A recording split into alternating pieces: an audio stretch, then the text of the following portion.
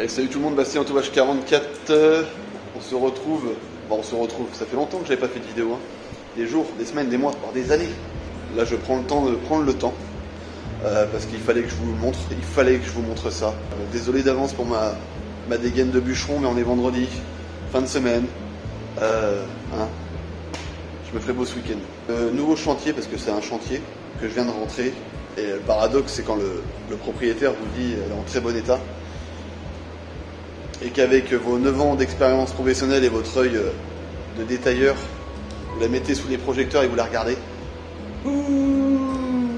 Belle de loin comme on dit, mais très loin d'être belle. Ça va le faire, ça va être marrant. Ça fait longtemps que j'avais pas eu de rénovation comme ça. Il y a une petite voiture qui sonne là, je sais pas si vous entendez. On va découvrir ça ensemble et vous allez vous rendre compte que il y a du boulot. Allez, c'est parti. On est donc sur de la vieille Porsche. Donc 911 Carrera, 1984 je crois. Putain, bientôt 40 ans. Wow. Dans son jus, malgré quelques éléments repeints, comme je disais, je vais vous montrer ça. Ça change forcément des habituels 997, 991 et 992 que j'ai au local. Travailler sur de l'ancienne, c'est vrai que ça fait plaisir. L'idée, c'est de la remettre entre guillemets à neuve. Après, sur ce genre de véhicule, je cherche pas la perfection entre guillemets. C'est ce que j'expliquais à son propriétaire et il était d'accord avec moi. Quand par exemple il m'a demandé est-ce que ça vaut le coup de repeindre les jantes? Pour moi, non. On est sur une voiture comme je disais des années 80, plus de 40 ans. C'est vintage, c'est collector, elle a des stigmates, c'est comme un vieux fauteuil. Et du coup, on part donc sur une rénovation pour virer tous les défauts. Défauts que je vais vous montrer. Attention les yeux. Sortez les pop-corn, les mouchoirs, tout ce que vous voulez. Ah, je sais pas si c'est parlant. Donc sur le capot, on a un, désolé du terme, putain de voile. C'est même plus un voile, c'est un chalutier, c'est un paquebot machin. Bon, je vous passe les détails du toucher. C'est juste affreux. Le bloc avant, on voit que ça a débordé sur les plastiques parce qu'il y a eu un coup de bécane. Mais voilà, en fait, l'état de base, ça fait flipper, on est d'accord. Ça fait vraiment flipper. Voiture de 40 ans, certes, mais voiture quand même. Et encore, c'est pas assez parlant, je crois. Faut que je rajoute des projecteurs. Ou alors, faut que je les éteigne tous. Si je les éteins tous, je crois que vous allez vous évanouir. Et voilà, ça vous donne un peu une idée du truc. Le latéral conducteur a été repeint. Il a été correctement repeint, on va dire. Il y a du défaut, mais j'ai vu bien pire pour une peinture. Mais ça va. Ouais, en fait, non, ça va pas. Non, il y a du défaut, il y a eu la coup de bécane, il y a eu... Ils ne peuvent pas s'empêcher de mettre des coups de bécane. Mais les carrossiers, sans être méchants, lâchez les policheuses. Moi, voilà, j'utilise pas de pétard, j'utilise pas de peinture, parce que ce n'est pas mon métier, parce que je ne maîtrise pas. Faites pareil pour la policheuse, ne faites pas de polissage. À chaque fois, c'est un coup de abrasif dégueulasse ou un coup de 3M bleu rempli de fillers. Après 2 coups de Karcher, il n'y a plus rien et ça devient comme ça. Laissez les bécanes, regardez. Effet 3D, c'en est limite beau. On passe au toit. Je sais même pas s'il y a besoin de préciser que il y a un voile aussi monstrueux. Voilà, tout le toit est voilé. On s'en parlait des défauts forcément, mais c'est le voile en lui-même qui est juste affreux. Ça casse la brillance de la peinture, ça casse tout en fait. C'est dégueulasse. Voilà. Une voiture qui avait été peinte à côté, ça peut arriver aussi. Mais il y a eu aussi du stockage, je pense que la peinture est oxydée. Faut pas oublier, comme je disais, véhicule des années 80. Elle a des stigmates. Là c'était propre, ça a été repeint aussi, la malle arrière. Il y aurait des petits coups de bécane, mais en soi c'est très propre. Là on a du défaut, mais je pourrais rien y faire. Je sais pas si vous allez bien le voir. Voilà. Il n'y a pas besoin en fait de... Vous suivez le projecteur et vous allez voir qu'il y a des moments un peu granuleux. Ça je peux rien faire, c'est un défaut de peinture. On arrive sur la porte. Bon, belle brillance, comme vous pouvez le voir, il n'y a pas grand chose à signaler. Ah si. C'est tellement mat que, vous voyez la différence, je ne vois même pas mon halo. Là je sais pas trop, il y a un mix de tout en fait, il y a du voile, Il y a de l'oxydation, il y a de la micro-rayure. C'est... Voilà la vache. Là, je vous fais un 50-50. Je rentre dans le Guinness Book des records. J'ai jamais eu un halo comme ça. Normalement, le halo, vous voyez, il est... j'arrive même pas à trouver un endroit correct. Mais voilà, on voit quand même une petite lumière. Là, j'ai l'impression d'être devant un phare. Oh putain. Bah voilà, il y a des défauts aussi, donc je peux rien faire, hein, notamment au niveau du rétro, ça cloque. Oh là là là là là là là, my god. Nouveau défi. J'ai hâte d'attaquer. Et on se retrouve pour une vidéo finale, je l'espère, sous le soleil. Et du coup, petit tour rapide sur celle qui vient d'être terminée. Vous l'avez sans doute vu. Et je sais qu'il y a pas mal de fans d'asiatiques. Et comme j'en fais pas énormément, je pouvais pas passer à côté de la présentation. Donc on est sur une Honda Civic type R. Qui a-t-il eu dessus? Donc polissage soft, puisque le véhicule n'a que 20 000 km, il était vraiment très propre. Traitement céramique de la carrosserie.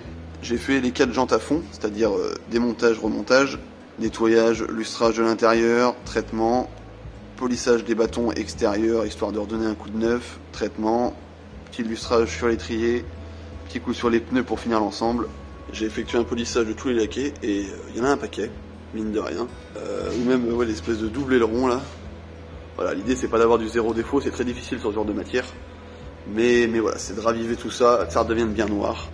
Traitement sur tous les plastiques, notamment ceux-là avec effet carbone. C'est pour ça qu'on a cet aspect un peu neuf, légèrement brillant, satiné. Et d'obtenir un résultat pas dégueulasse. Voilà pour la bête. Allez, on se retrouve d'ici quelques jours pour le après, en espérant que tout se soit bien passé. Allez, c'est parti. Bon, j'ai pas pu m'empêcher, juste un premier test pour vous montrer. Tadam. On se retrouve après quelques minutes pour vous, mais quelques jours pour moi. Il m'a fallu un peu moins de 4 jours pour terminer la rénovation. Comme j'expliquais précédemment, l'idée c'est pas de remettre à neuf la voiture, mais qu'elle conserve quelques stigmates. Donc pour vous donner un ordre d'idée, quand je fais une rénovation, je vire en moyenne 95% des défauts. Là on va être sur les 85-90. C'est pas grand chose hein, visuellement, 90% des gens qui me regardent ne verront pas la différence. Mais voilà, je préfère le préciser.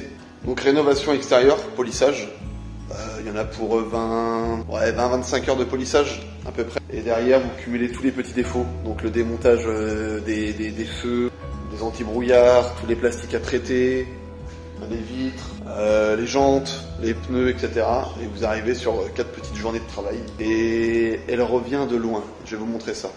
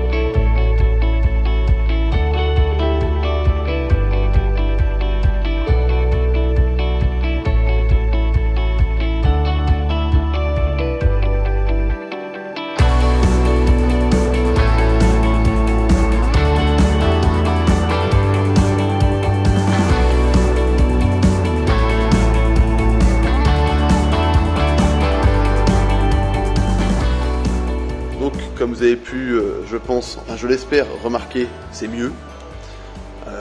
Il reste du petit défaut, il reste de la petite rayure, il reste de la grosse rayure. Il reste quelques traces d'oxydation, quelques traces de défaut de peinture. Ça fera partie du véhicule. Mais c'est vrai que dans l'ensemble, elle a vraiment une bonne gueule. Je l'ai mis dehors tout à l'heure, mais il s'est mis à pleuvoir et ça rend super bien. Enfin, voilà, je me suis adapté au mieux, entre guillemets, afin de répondre à la demande et à l'attente de son propriétaire, c'est-à-dire voilà, la rendre belle. Et là, même de loin, elle l'est. Et comme j'expliquais au début de la vidéo par rapport aux jantes, pour moi, il n'y avait pas spécialement d'intérêt de les faire repeindre. J'ai préféré, voilà, polir le bord, un petit coup de produit sur la partie foncée, un coup sur les pneus, et on n'en parle plus. Et quand on voit le avant-après, il n'y a pas photo. Il y a aussi eu un peu de boulot au niveau du bandeau arrière et de la malle arrière en général, puisque plastique, le dessous j'ai lustré et j'ai démonté tout le bandeau, sauf le central. Je l'ai laissé fixe, c'était plus facile de le travailler. Et ce qui permet voilà, de nettoyer un peu l'intérieur et de retrouver vraiment un truc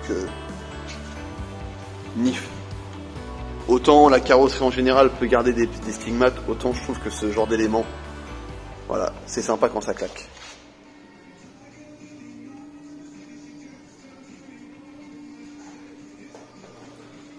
Je trouve ça pas mal.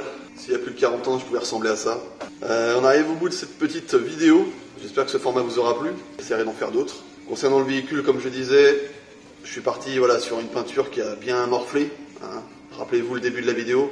Je pense qu'on a fait un combo de tout ce qu'un détailleur peut découvrir sur une peinture. Donc de l'oxydation, du voile partout, de la micro-rayure, du raccord, des défauts de peinture, des traces de polissage, des traces de ponçage, avec des éléments repeints, d'autres d'origine, donc il faut s'adapter, etc.